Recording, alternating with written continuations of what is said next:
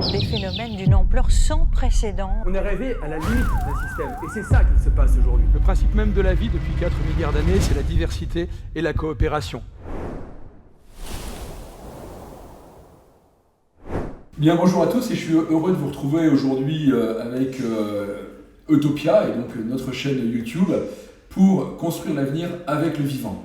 Donc je suis Patrice Valentin, le président d'Utopia, et je suis très heureux d'accueillir mon ami, collègue aussi, Vincent Vignon, donc, pour vous parler d'une part de cette histoire de la relation un petit peu réglementaire des activités humaines avec la biodiversité, mais surtout pour vous parler de l'avenir, qui, je le rappelle, sera ce que nous voulons qu'il soit, et se fera avec la vie, parce que l'avenir sans la vie, c'est juste la mort. Merci Vincent de venir avec nous aujourd'hui. Je remercie aussi la Maison du Bien Commun qui nous accueille pour cette émission aujourd'hui. Je vais te laisser te présenter un petit peu, mais juste en termes de biodiversité d'ailleurs, puisqu'on parle un peu d'histoire.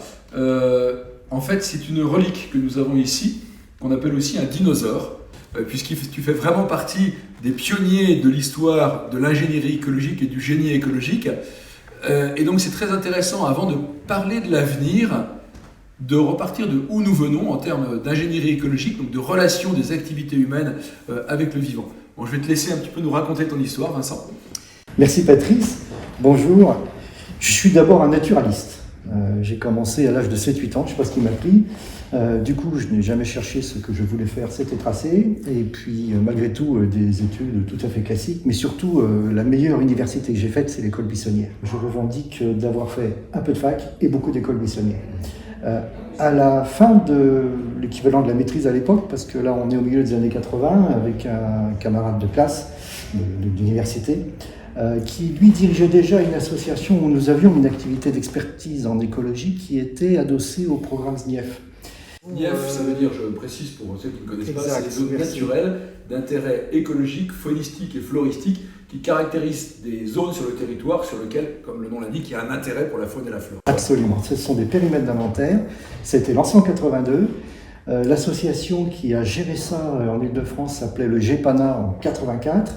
Et puis, à la fin des années 80, alors que se constituait déjà un ensemble de bureaux d'études, mais qui était extrêmement réduit en nombre de personnes et d'entités en France, nous avons créé notre boîte, l'Office de génie écologique. Donc on a eu du culot 2 fois, l'Office, parce qu'on nous a toujours demandé, mais vous êtes un organisme d'État. Et puis le génie écologique, c'est en fait une idée qui émergeait. Il y avait juste avant un programme du ministère qui posait la question, définissez-moi ce que peut être le génie écologique. Là, on est tout à fait à la fin des années 80. Et donc, on crée notre aventure. C'est un bureau qui existe toujours, au bout de 34 ans. Maintenant, on est dans un groupe, peu importe, avec un ensemble d'autres entreprises. Le groupe s'appelle Alkios, au passage, mais simplement, voilà, on se retrouve dans un paysage qui s'est bien complexifié. Et on a eu la chance, le grand intérêt de suivre les évolutions réglementaires et tout ce qui a pu s'élaborer depuis 30 ans, un peu plus de 30 ans maintenant. Alors pour les plus jeunes, je reprécise, parce que vous ne pouvez pas vous imaginer ce qu'était cette époque-là. En France, on en reparlera tout à l'heure, il y a la première loi concernant l'environnement qui venait de sortir, la loi de 76, mais surtout, le terme biodiversité n'existait pas. Ou alors il était connu uniquement par quelques scientifiques, mais le commun des mortels, les politiques, les associations n'utilisaient pas ça. On parlait de nature, de patrimoine naturel, etc. On ne se posait pas du tout les questions qu'on se pose aujourd'hui. Je vais même prendre un autre registre. La biodiversité, c'est connu. Dans nos métiers, on connaît beaucoup les notions de trame verte et bleue, la TVB, qui a émergé après 2008, en gros, à la suite des travaux du Grenelle de l'environnement. Eh bien, nous parlions beaucoup au début des années 90 dans notre petite entreprise de connectivité écologique. On s'intéressait beaucoup aux fonctionnalités des territoires, c'est-à-dire tout ce qui peut mettre des liens dans l'espace et dans le temps. Et voilà, ça c'est des sujets qu'on a beaucoup creusés. On était là-dessus complètement en avance par rapport à ces sujets qui ont réellement émergé bien plus tard, en fait, 25 ans plus tard. On en parlera tout à l'heure, de cette question de fonctionnalité, de connectivité, des trames vertes et bleues, on le redéfinira un peu tout à l'heure. Voilà, donc c'est pour vous donner un petit peu l'apparition dans le paysage et donc tout le début de la réglementation où on s'est dit il y a un problème. En fait, on s'est dit à ce moment-là, on découvre le problème, la loi va résoudre le problème. C'est un petit peu ce qui s'est passé, quoi. Oui, c'est certain que Lorsque l'on voit les avancées du monde industriel, des collectivités, c'est la réglementation qui pousse à la charrue. Sinon, tout ce qui est volontaire, il s'est fait des choses, mais ça restait assez faible. Donc l'importance de l'application de la réglementation, absolument. Alors on va faire une petite accélération dans le temps, parce que tu as été acteur d'un épisode que les spécialistes connaissent très très bien. En fait, c'est pas toi qui as bloqué l'autoroute, mais c'est un de tes camarades qui est une petite bestiole qu'on appelle le pic prune. Et donc pour la première fois, on a eu une toute petite bestiole qui a arrêté une autoroute. Alors, je veux insister sur ce point-là parce qu'on en parle encore beaucoup aujourd'hui. C'est vraiment le début du lien entre ingénierie écologique et réglementation et une espèce de coup de tonnerre dans le ciel bleu. On s'est dit en fait on ne peut plus continuer comme avant. C'est un peu la première fois. Il y en a eu d'autres par la suite. Donc, je te laisse nous raconter cet épisode. Oui, c'est absolument incroyable. En fait, on est dans la Sarthe en 1997. Et l'autoroute A28, qui est un barreau en gros à l'ouest de la région parisienne qui fait du nord-sud entre Rouen et Tours, qui va donc raccrocher la Normandie à l'autoroute A10, se trouve confrontée avec l'identification d'un coléoptère qui fait 3 cm de long, 2 grammes, qui a le niveau de protection de l'ours brun, c'est-à-dire protégé au niveau national, directive habitat, espèce prioritaire. Alors le gag, si on peut dire, c'est le calendrier.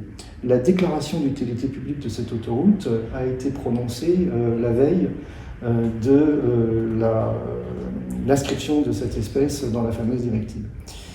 Et ce qui est problématique, c'est que lorsque l'espèce a été trouvée, l'information a été donnée par un président d'association qui était quelqu'un qui avait le bras long et une bonne capacité de persuasion, qui a écrit au ministère. Le ministère a instantanément contacté le concessionnaire en lui disant « Écoutez, là, vous avez un problème, une espèce protégée non prise en compte dans votre démarche réglementaire, vous devez la prendre en compte et on s'en reparle. » Ça a pris 5 ans et demi. Et ça a été un choc terrible. Le monde industriel, c'est la première fois que le monde industriel se retrouvait heurté par un invertébré, tout simplement parce que les études, il faut bien imaginer que la prise en compte des insectes, nous l'avons vécu. Nous avons aussi été dans les premiers. Mon associé Jean-François Esmodé s'intéressait beaucoup aux insectes, et en particulier aux orthoptères, parce que ce sont de bons indicateurs, parmi d'autres, il y en a plein. Et donc on était assez pionniers là-dessus. Et donc là, on se retrouve avec un insecte qui retarde de 5 ans et demi un projet, pour résumer, qui faisait quand même 960 millions d'euros. Alors à l'époque, ce n'était pas des euros, mais on le traduit avec les valeurs actuelles.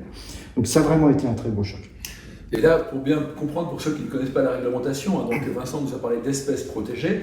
Ce sont bien des espèces, on en reparlera tout à l'heure, qui sont sur une liste des espèces protégées. On va parler de l'ours brun et donc du pic prune.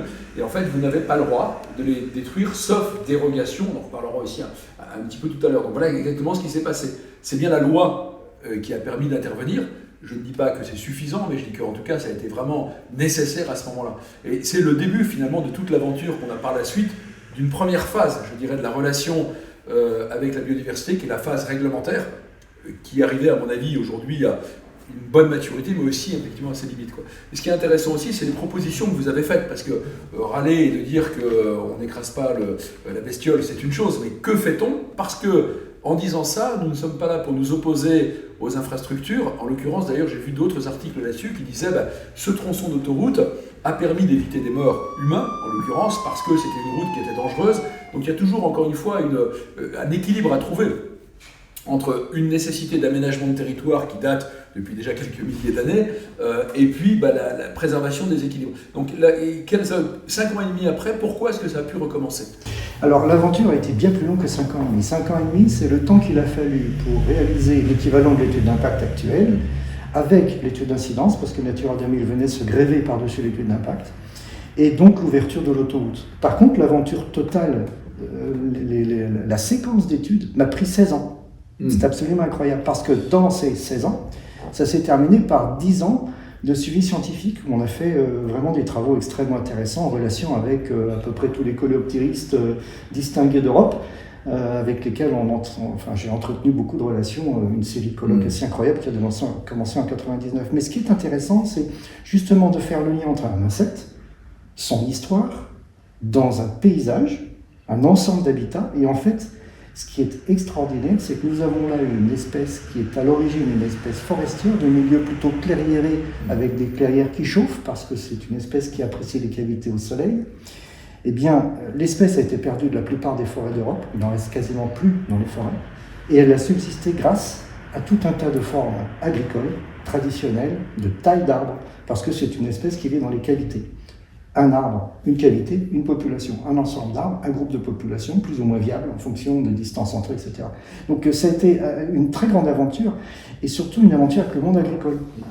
Ça a été d'abord de travailler sur l'histoire des paysages, de comprendre les habitats aujourd'hui. Je vais donner une anecdote. Quand on a démarré avec Jean-Marie Luce, le seul doctorant qui avait travaillé sur les pics-prunes, il avait plein d'informations sur les communautés de cétoines et autres insectes dans les cavités d'arbres. Par contre, il n'avait pas d'informations sur l'écologie spatiale, quelle est la distance à laquelle cette espèce est capable d'aller pour coloniser d'autres arbres.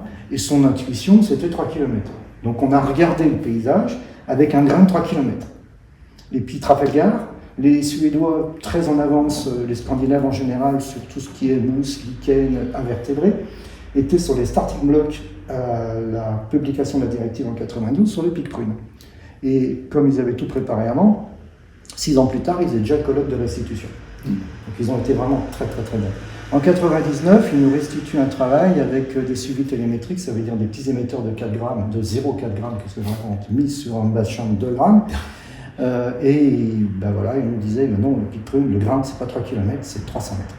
Alors vous regardez plus le paysage pareil, 10 fois moins, c'est beaucoup de différence. Je précise là, parce que ceux qui n'ont pas la pensée écologique, ce que ça veut dire, c'est ce qu'on appelle le rayon de dispersion de l'insecte. C'est-à-dire que si en fait, dans les 300 mètres qui entourent un arbre dans lequel il vit, il ne trouve pas d'autres endroits, en fait il disparaît. La question de la connectivité est là.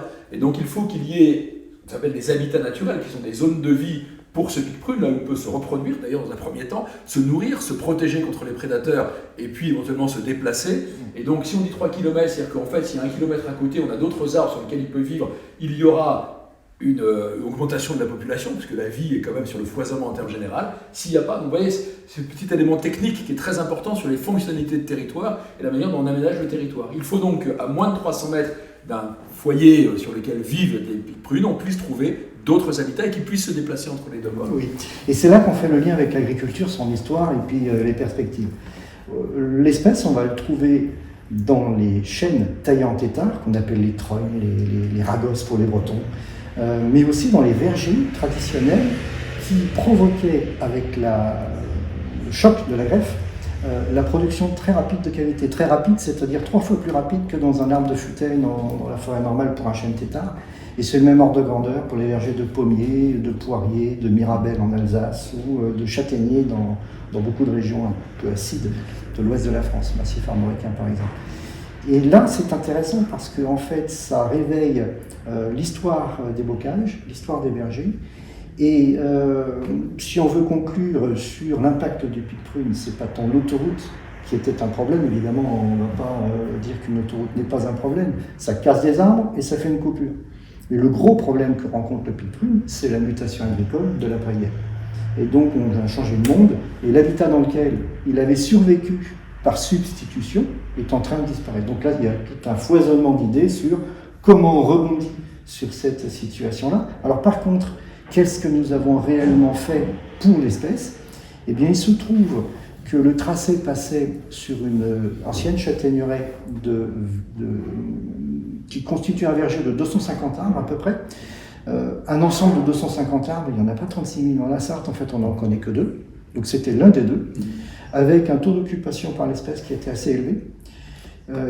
Ce qui a été incroyable, c'est que l'échangeur qui était dessiné à ce niveau-là, toutes les bretelles cassaient tous les arbres, parce que c'est là qu'il n'y avait pas de valeur économique. En dehors de cette châtaigneraie, c'était des vergers récents, à pommes, avec un investissement récent, et donc des arboriculteurs qui avaient leurs arbres en ligne, tout prêts à produire.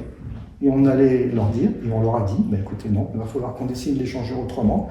Au lieu de casser 60 arbres, on en a cassé 3. Par contre, les vergers de pommiers ont été détruits.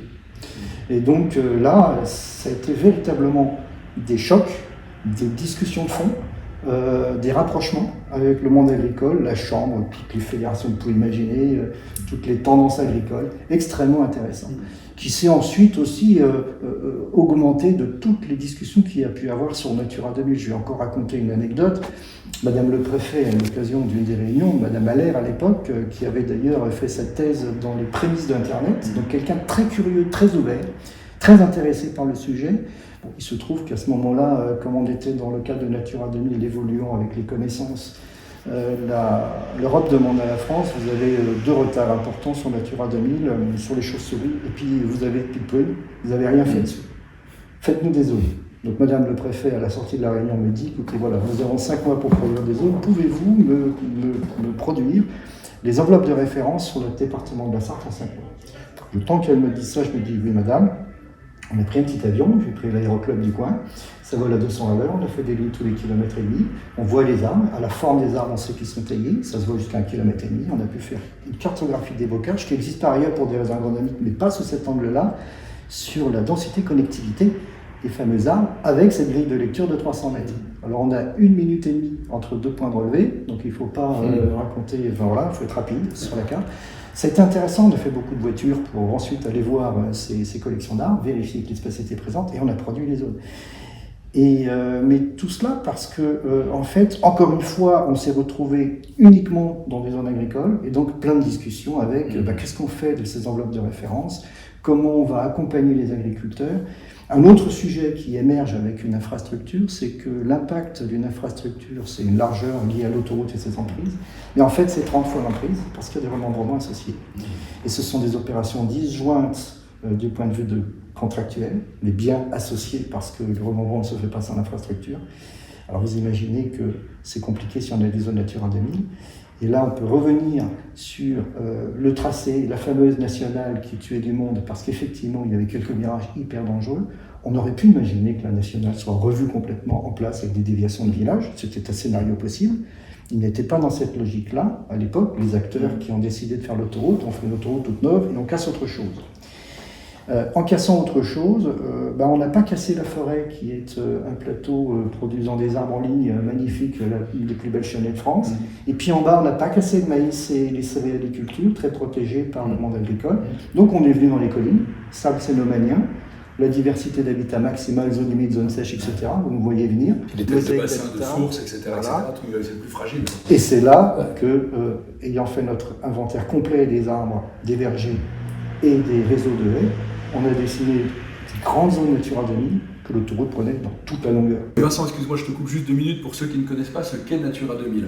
On a parlé tout à l'heure des SNIEF, donc zone naturelle d'intérêt écologique, faunistique et floristique. Natura 2000, c'est une zone de protection beaucoup plus forte, qui est issue d'ailleurs du sommet de la Terre de 92, qu'on a commencé à se rendre compte qu'on avait des vrais problèmes de déséquilibre écologique et qui crée des espèces de grandes zones, qui sont donc des zones naturelles avec un intérêt beaucoup plus fort, mais avec une protection réelle, ce qui n'est pas le cas des SNIEF. La SNIEF, c'est un inventaire, donc il peut y avoir des protections pour certaines espèces, mais la SNIEF en tant que telle n'est pas protégée, alors que Natura 2000, on a ce qu'on appelle des études d'incidence, et je crois, tu me coupes si je me trompe, mais jusqu'à 3 km autour d'une zone Natura 2000. Ça peut être plus loin dans certaines régions. Ça peut être plus loin dans certains endroits, c'est-à-dire que dès qu'on veut faire une action de construction, d'aménagement, etc., il faut aller vérifier qu'il n'y a pas d'incidence sur les fonctionnements écologiques. Donc, Picardie, 20 km.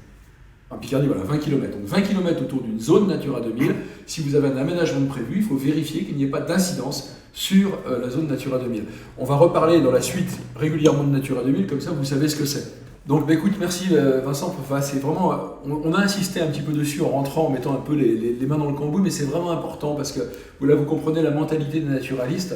Je vais rebondir sur 2-3 éléments qui sont aussi fondamentaux sur la perception que l'on peut avoir de l'écologie, où on nous dit souvent il faut ne pas avoir d'impact sur les écosystèmes. Ce qui n'est pas possible. Parce que l'impact est à la base de la vie.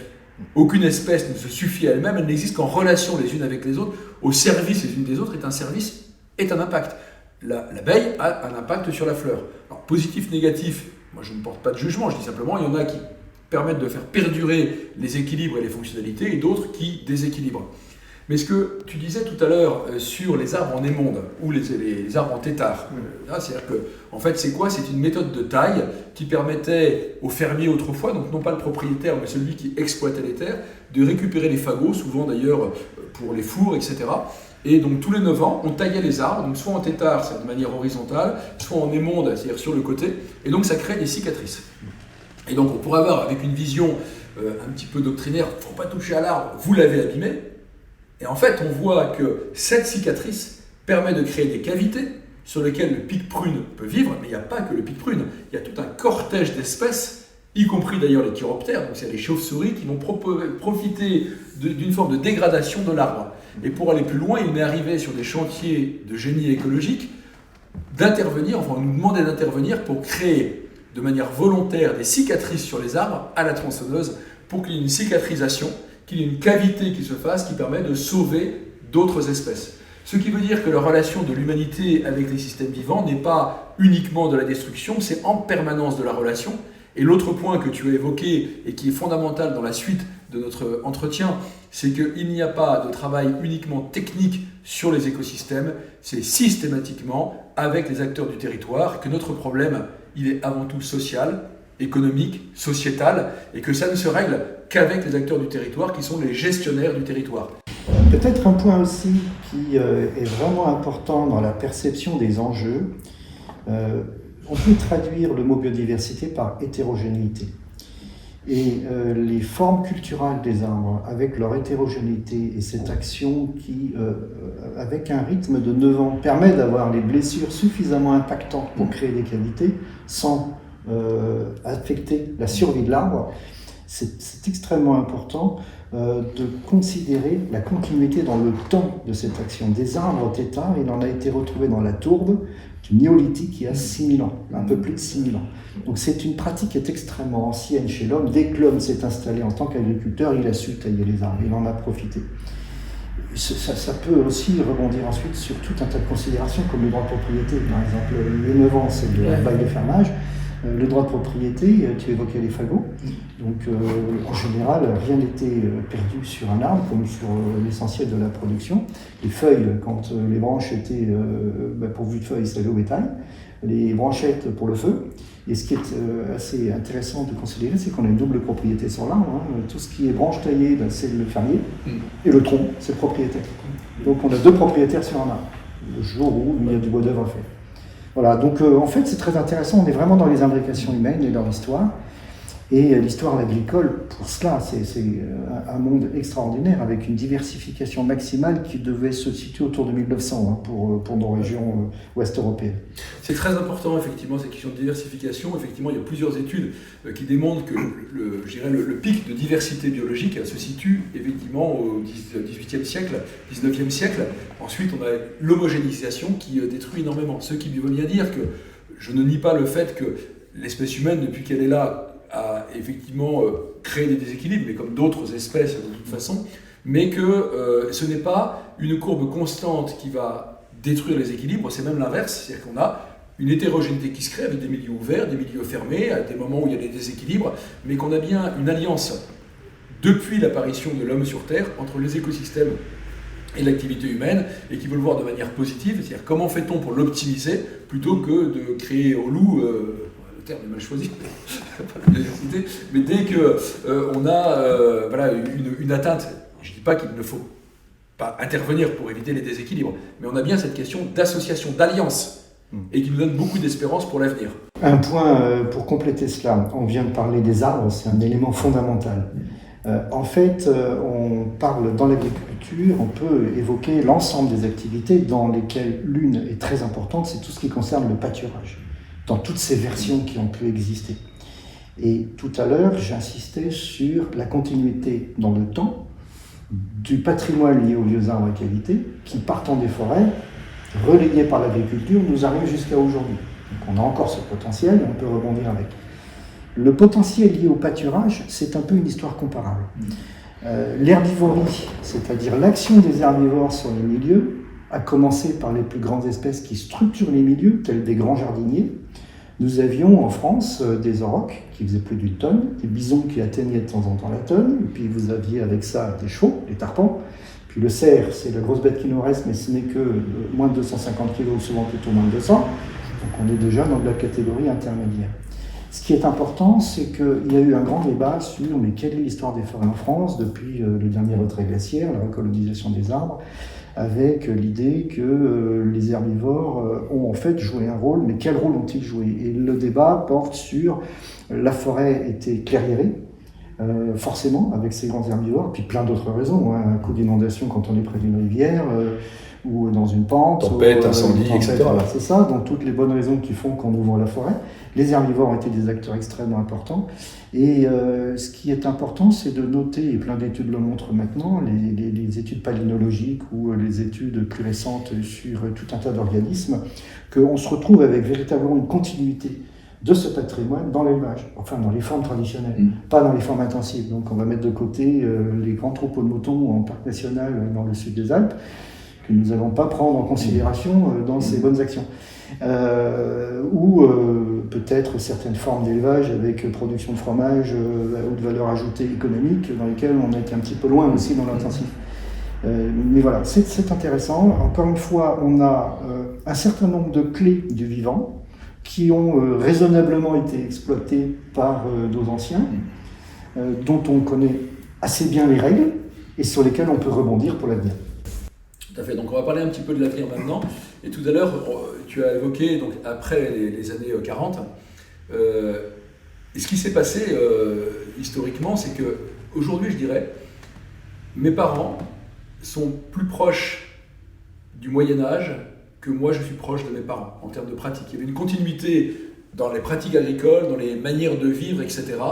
Je veux dire qu'en Bretagne, l'eau courante, c'est pas qu'en Bretagne, je dis ça parce que je suis breton, mais enfin, l'eau courante, l'électricité, etc., c'est arrivé après la Deuxième Guerre mondiale et que finalement, un paysan breton qui représentait pratiquement 80% de la population avait des modes de vie qui étaient très très similaires à ceux de ses arrière-grands-parents. Un petit peu comme de modernité qui était arrivée, mais pas tant que ça. On était encore avec les chevaux ou les bœufs, effectivement, sur place. À partir de la Deuxième Guerre mondiale, il y a d'une part l'optimisation de l'énergie, il y a un certain nombre de découvertes mécaniques essentiellement. On va aménager l'espace. Et là, ça va être un petit peu de ce dont on va parler maintenant, cette période-là d'aménagement, parce que c'est ça qui nous permettra de rebondir, avec ce qu'on appelle le remembrement. Alors on dit, le remembrement, c'est pas bien. Si, c'est très bien, c'était indispensable. Parce qu'on avait des parcelles qui faisaient 30 arts, disons même 1 hectare, éventuellement en triangle, qui était lié un petit peu avec des talus qui s'étaient faits avec l'usage, parce qu'il est vrai que quand on travaillait les champs avec des bœufs, en fait, on n'avait pas besoin d'avoir des parcelles de 5 hectares, 1 hectare, au rythme du pas du bœuf, ça ne changeait pas grand-chose. Et là, c'était pas possible. Des questions de production alimentaire, mais aussi des questions d'efficience, c'était indispensable de le faire. Et la bascule ne se fait pas tant après la Deuxième Guerre mondiale, où là on avait quelque chose de nécessaire, que dans les années 70-80.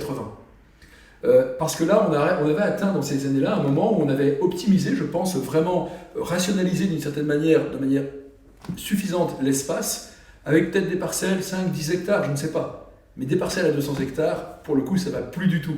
Donc une accélération qui se fait dans les années 80-90, qui accessoirement, c'est un autre sujet qui est le sujet économique, qui correspond à la financiarisation de l'agriculture, à la mondialisation, à l'ouverture de la PAC, où les marchés rentrent dedans, et donc il faut à chaque fois gagner des marges, et autant il était indispensable dans les années 50 d'abattre quelques haies pour avoir des gains de productivité qui étaient phénoménaux, autant les gains que l'on a à partir des années 80 sont marginaux. C'est pour gagner quelques pourcentages sur le passage de la machine, etc. Et donc on avait cette rationalisation, et qui revient d'ailleurs, pour répondre à ce que tu disais tout à l'heure, la biodiversité, c'est l'hétérogénéité, et à partir de ce moment-là, on est vraiment sur une logique d'homogénéisation. Donc voilà, donc on a maintenant cette réalité, hein, où l'exemple du pic-prune, des haies, des arbres en émonde ou en tétard l'exprime bien. Depuis le néolithique jusqu'aux années 70-80, on avait une linéarité où les espèces avaient pu s'adapter, elles avaient changé leur mode de vie. Le pic-prune, espèce forestière, était venu une espèce de milieu semi-ouvert ou ouvert sur place. Et là, en fait, ça va très très vite. C'est un vrai problème pour nous. Et on arrive aujourd'hui avec un espace français, donc agricole à 53%, c'est à peu près ça, qui est très très très ouvert, avec des parcelles de 200-300 hectares sur lesquelles le pauvre pic-prune, là, ça passe pas. C'est juste pas possible. Donc là, maintenant, on va parler un petit peu de l'avenir. Comme vous le savez, pour ceux qui ont suivi la création de la chaîne YouTube et puis d'Utopia, moi je ne suis pas inquiet pour l'avenir, je suis confiant parce que déterminé à construire l'avenir, parce qu'en s'associant avec le vivant, il y a plein de solutions. Les solutions, c'est pas il y a qu'à, il faut, on doit, c'est qu'est-ce qu'on fait tout de suite aujourd'hui. Donc maintenant, on va parler un petit peu du présent, qui nous permettra de construire l'avenir, sur la manière dont nous pouvons travailler pour non pas revenir en arrière. On ne reviendra pas aux parcelles d'1 hectare, et peut-être même pas à ce qui s'est passé dans les années 80, mais de l'extraordinaire opportunité que nous avons aujourd'hui de retrouver notre relation avec le vivant par le biais du monde agricole et forestier, mais aussi par la consommation, etc. Et c'est quoi en fait la direction que nous allons tracer aujourd'hui, quoi. Je pense qu'un premier constat, c'est de bien réaliser que la moitié de la surface de notre France métropolitaine, parce que restons donc chez nous dans nos frontières, est agricole. Il s'ajoute une surface importante qui a été agricole, abandonnée. Ça veut dire que dans les territoires et l'action, eh bien, toute la relation avec l'agriculture, elle est vraiment essentielle.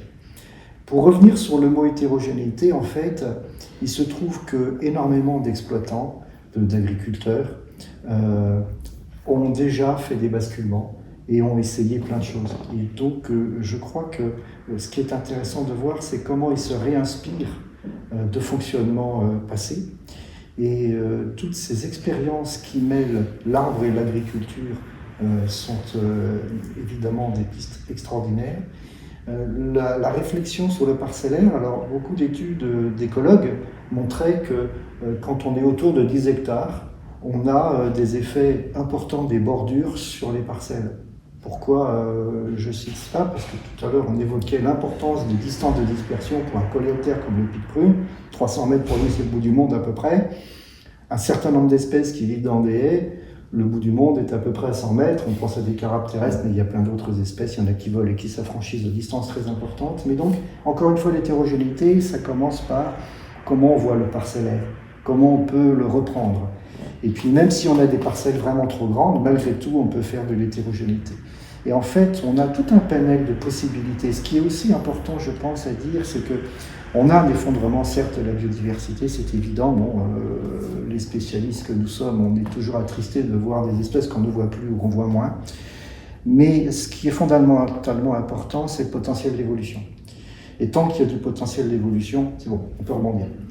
À partir de là, dès qu'on remet un peu d'hétérogénéité, des composants, je prends notre truc tout bête, un chemin en herbe dans de l'agriculture intensive, c'est un milieu écologique fondamental. S'il est ratiboisé par un tracteur qui passe sur toute la largeur parce qu'on n'a pas prévu qu'il soit assez large, et il ne joue pas son rôle. C'est tout simple. En fait, les ingrédients sont connus, sont déjà mis en place. Et donc on peut restaurer cette hétérogénéité. Et c'est aussi peut-être dans la notion d'adaptabilité. Plutôt que de dire que tel ou tel schéma est adapté, je pense qu'il faut plutôt se mettre dans une perspective d'adaptabilité, c'est-à-dire avoir une souplesse permanente pour faire des essais-erreurs et donc rebondir sur le potentiel. C'est ça qui est vraiment intéressant et c'est vraiment la philosophie d'Utopia, c'est de travailler sur l'action. On ne connaît pas l'avenir, par contre il faut essayer. Et l'autre point qui est fondamental, donc tu citais l'occupation agricole, donc aujourd'hui c'est 53% pour l'agriculture, on a 84% quand on prend agriculture et forêt. Et d'ailleurs je précise que la forêt a considérablement progressé en France. Et ce n'est pas le cas partout dans le monde. On avait 10 à 15% de massifs forestiers il y a quelques siècles, suite à l'utilisation du bois pour l'énergie ou pour les bateaux de guerre, etc. On a 33%, je crois, à peu près aujourd'hui.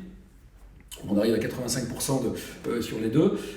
Donc c'est effectivement là que se situe le sujet. Mais un autre point qui est très important, c'est qu'on a évoqué tout à l'heure le cadre réglementaire et comment le pic-prune a été le début d'une aventure qui s'est continuée avec un durcissement des règlements. Tu étais un des pionniers dans les bureaux d'études. Aujourd'hui, on a l'Union professionnelle du génie écologique qui regroupe plus de 140 entreprises. Donc, et elles ne sont pas toutes à l'Union professionnelle du génie écologique. Donc, la réglementation a amené le développement, je dirais, d'activités économiques autour de ça. C'est bien. Ce n'est pas suffisant.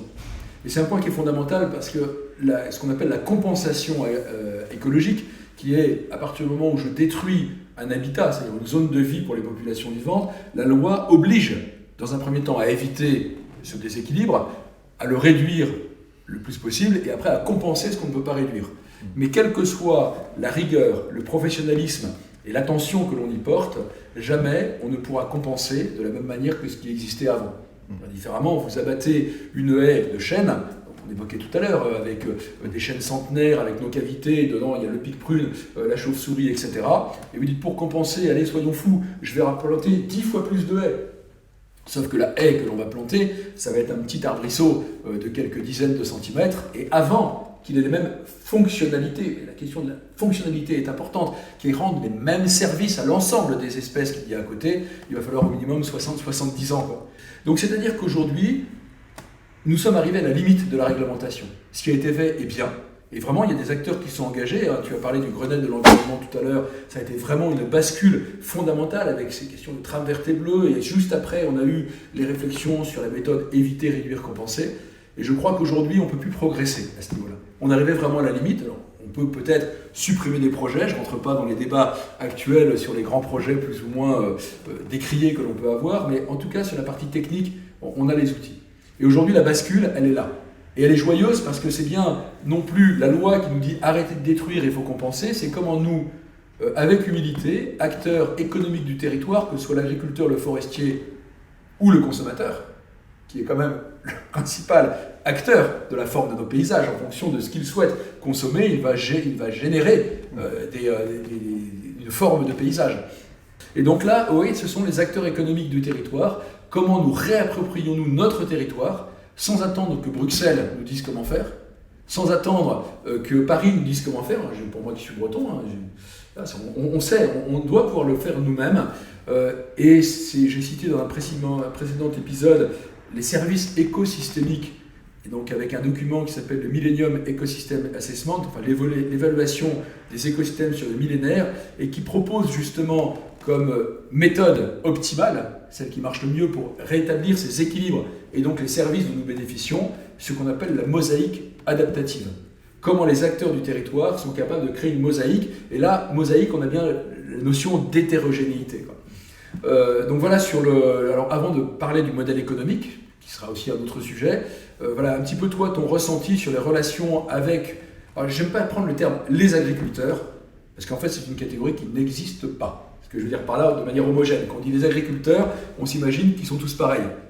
Encore une fois, entre un éleveur de moutons d'Ouessant, qui sont une race rustique bretonne, et puis l'éleveur laitier, même dans la même région, c'est pas totalement le même métier, la même activité. Donc en fait, c'est des formes d'agriculture qui sont complémentaires, différentes, et sans porter de jugement de valeur. Mais la vraie question, c'est cet objectif d'aménagement de territoire. En fait, ce serait quoi pour toi la forme du territoire français qui nous permette de bénéficier des services agricoles, qui est un service écosystémique produit par les écosystèmes, tout en préservant les grands cycles fondamentaux, entre autres le cycle de l'eau, etc. Vaste question. Quand on voit l'évolution du monde industriel, qui a de plus en plus fait de transformation dans ses organisations et dans ses emprises, on voit par exemple l'amélioration de la qualité de l'eau. Je prends cet exemple parce que justement on a la Seine qui coule dans Paris et qu'en un peu plus de 30 ans on a doublé le nombre d'espèces de poissons dans la Seine. Bon, en fait ils étaient présents à droite et à gauche mais ils avaient un petit peu de mal au milieu. Donc ils ont fini par recoloniser parce que la qualité de l'eau s'est améliorée. Alors, c'est plein d'éléments positifs comme ça qui se sont produits. C'est vrai que le sujet agricole restera dans les prochains épisodes un sujet central parce que comme c'est la moitié du territoire et que là tous les efforts ne sont pas faits, il y a énormément de choses extraordinaires qui sont faites, mais tous les efforts ne sont pas faits sur des surfaces extrêmement importantes, on a un petit peu un boulet à la patte. Donc en termes d'hétérogénéité, c'est dur de remonter la pente dans ce constat aujourd'hui. Mais encore une fois, on a des solutions et il faut faire. Le monde idéal, je le vois avec davantage d'arbres. Alors je ne pousse pas du tout à la forêt, c'est pas du tout mon intention parce que des forêts jeunes sur des surfaces importantes pour le biologiste c'est un peu désespérant pendant à peu près une centaine d'années. Par contre, dans un paysage futur, l'arbre c'est quand même un système d'irrigation, c'est clé pour la matière organique, c'est donc clé pour le carbone rétention d'eau. Dans nos histoires de bilan carbone, c'est aussi clé. Et évidemment, ça l'est aussi en milieu agricole dès qu'on en fait des mosaïques paysagères. Donc il y a, et la dynamique est lancée, hein, tout ce qui se fait en arboriculture, en agroécologie, tout cela c'est extraordinaire. Et voilà, il faut pousser le curseur. Et là, je pense que c'est vraiment la bascule que nous allons vivre là, dans les années qui viennent. Tu as dit 2-3 mots-clés sur la question du carbone. Aujourd'hui, je dirais, on est presque pourri par ce problème. C'est qu'on a un enjeu climatique et qui est indéniable, qui est une réalité avec une certaine inertie. C'est-à-dire qu'en fait, on ne changera pas grand-chose sur ce qui a été fait sur... même quelle que soit l'origine des changements climatiques, là on est sur des temps avec des inerties très très fortes. La question c'est à la fois l'adaptation, et l'adaptation c'est pas simplement stocker le carbone, c'est comment pouvons-nous continuer à bénéficier des services produits par les écosystèmes, et en particulier quand on parle de l'arbre. L'arbre est une pompe qui va chercher 2-3 mètres sous terre de l'eau en permanence, et un chêne comme celui qu'on évoquait tout à l'heure, hein, un chêne, à partir du moment où il a des feuilles, etc., c'est plusieurs centaines, on peut aller jusqu'à milliers de litres d'eau par jour, qui est pompée dans le sol, qui est remis dans les feuilles, qui s'évapotranspire et qui crée des précipitations. La sécheresse est la conséquence de l'absence de végétation et non pas l'inverse. Je provoque un peu en disant ça, mais c'est bien en replantant des arbres qu'on va d'une part atténuer les épisodes de crue, puisque tous ces litres d'eau qui sont pris, éviter aussi les infiltrations. En ayant des sols vivants, on évite qu'il y ait trop d'eau qui arrive à un instant donné. Et en fait, la régulation climatique locale, je ne parle pas de manière globale, se fait par la végétation et justement par l'arbre essentiellement, et puis des formes de culture. Donc vous voyez que la nécessité n'est pas de préserver telle ou telle bestiole, mais d'assurer dans un premier temps notre sécurité. Puisqu'on voit bien aujourd'hui, aux actualités, qu'on a quand même quelques petits sujets de préoccupation, mais au-delà de notre sécurité, c'est aussi notre bien-être. Et ce que l'on fait aujourd'hui, cet aménagement du territoire, c'est très très positif, c'est joyeux, et c'est pas simplement on a peur que ça se passe mal, c'est qu'est-ce que l'on fait pour que ce soit bon et qu'on puisse effectivement vivre avec. Donc la question des cycles est effectivement fondamentale, et je pense qu'effectivement c'est le sujet essentiel des années qui vont venir. Oui, dans les sujets clés, on a un sujet qui n'a pas été assez bien traité jusqu'à maintenant, et qui va probablement focaliser beaucoup d'attention, c'est le sol. C'est compliqué les sols, c'est en dessous des bottes, il faut prendre quelques outils pour y aller. Il y en a qui font un travail remarquable, il y a beaucoup de travaux qui sont faits là-dessus. C'est clé parce que lorsque l'on pense aux éléments majeurs que sont le cycle de l'eau, tout simplement le fait que ça pousse correctement, et ces histoires de carbone, dans lesquelles probablement la masse stockée est la plus importante est dans le sol, dans les arbres bien sûr, mais dans le sol ça se voit pas, mais il y en a plus encore, et ça dépend des conditions, et ça dépend de la matière organique, et donc encore une fois ça dépend des assemblages végétaux qu'on a sur ce sol, et là les arbres jouent encore un rôle extraordinaire, le rôle climatique des arbres. Il y a aussi un truc extraordinaire, c'est de réaliser que ce sont des frigidaires, c'est-à-dire que la chaleur d'évaporation de l'eau prend de la température à son support. Climatiseurs qui nous permettent de nous adapter au réchauffement climatique. Donc ça aussi, c'est un peu de thermodynamique qui est bien connu depuis longtemps.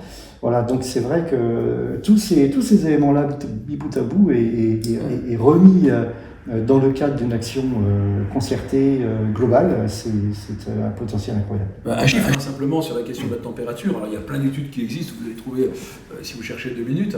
La végétation, la forme de la végétation, c'est pas simplement la végétation, c'est la forme de la végétation, c'est pas la même chose en fonction du type de végétation, peut baisser jusqu'à 10 degrés la température au sol.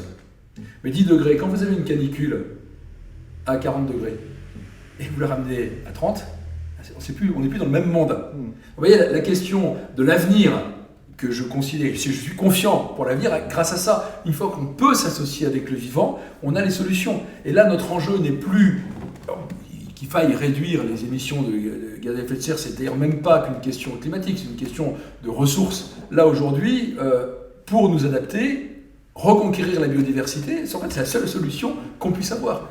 Il y a un rapprochement intéressant que l'on peut faire. On a souvent l'idée qu'avec ce qui nous arrive à nos latitudes, regardons comment les choses se sont organisées plus au sud. Alors je vais prendre juste une image, c'est la DSA espagnole. La DSA, c'est en fait un paysage constellé d'arbres, agricoles souvent. Ça peut être du pâturage, mais c'est beaucoup de céréales. Et c'est simplement l'idée qu'on se retrouve à nouveau à simplement faire le lien avec l'histoire des végétations et des faunes associées, c'est-à-dire des milieux couverts d'arbres, mais en fait des milieux clairiérés par l'activité d'herbivores, et donc c'est la géologie, le sol, l'herbe, l'arbre. La DSA espagnole, c'est une image, hein. On ne peut pas mettre des DSA partout en France, c'est pas l'idée, simplement on peut s'en inspirer, bien évidemment des gens déjà s'en inspirent. Ça fait partie des ingrédients qui nous raccrochent à l'histoire des paysages. Et encore une fois, on se fonde sur des fonctionnements de la nature, qui sont ceux qui sont les plus évidents pour sortir d'affaire nos paysages, nos productions et notre qualité de vie. Alors là, je fais d'ailleurs même l'introduction à l'épisode qu'on aura spécifiquement sur l'agriculture. Il ne s'agit pas de mettre des contraintes sur un modèle économique qui est compliqué aujourd'hui, mais compliqué d'ailleurs davantage en raison de la compétition qui est initiée par le modèle spéculatif que par les contraintes environnementales.